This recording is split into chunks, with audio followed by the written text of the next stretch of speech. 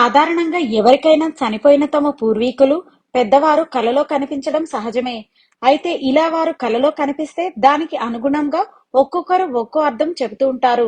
చనిపోయిన వారికి కర్మలు సరిగ్గా చేయలేదేమో, అందుకే వారు కలలో కనిపిస్తున్నారు అని ఒకరంటారు.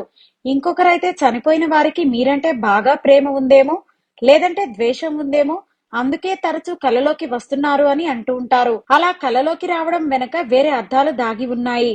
అవేంటో ఇప్పుడు మనం తెలుసుకుందాం. హిందూ సాంప్రదాయంలో ఒక్కో వర్గం వారు తమ ఆచార వ్యవహారాలకు అనుగుణంగా చనిపోయిన వ్యక్తులకు 15 రోజుల లోపు కర్మకాండలు పూర్తి చేస్తారు. అంతేకాదు, నెలకొకసారి మాసికం, ఏడాదికోసారి సంవత్సరీకం చేసి చనిపోయిన వారిని తలుచుకుంటూ కర్మలు చేస్తే దాంతో వారి ఆశీస్సులే కాదు, చనిపోయిన పూర్వీకుల ఆశీస్సులు కూడా సదరు కుటుంబాలకు కలుగుతాయట. అగ్ని పురాణం, గరుడ పురాణం, వాయు పురాణంలో దీని గురించి రాసి ఉంది. ఈ క్రమంలో అలా కర్మలు చేసే కుటుంబాలకు అంతా మంచి జరుగుతుందట.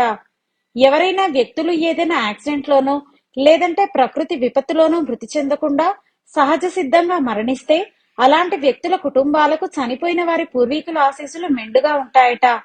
ఎవరైనా కలలో పాములు కనపడితే చనిపోయిన వారి పూర్వీకుల ఆశీస్సులు వారికి బలంగా ఉన్నాయని అర్థం చేసుకోవాలి.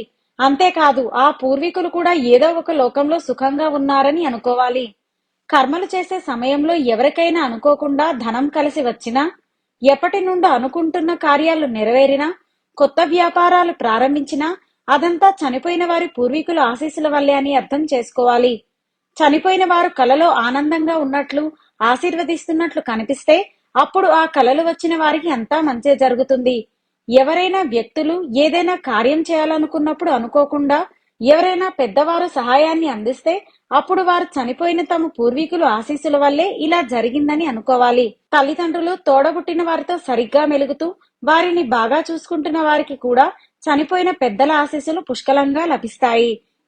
ఈ వీడియో మీకు నచ్చినట్లయితే లైక్ చేయండి, షేర్ చేయండి, తప్పకుండా మా ఛానల్ ని సబ్స్క్రైబ్ చేయండి.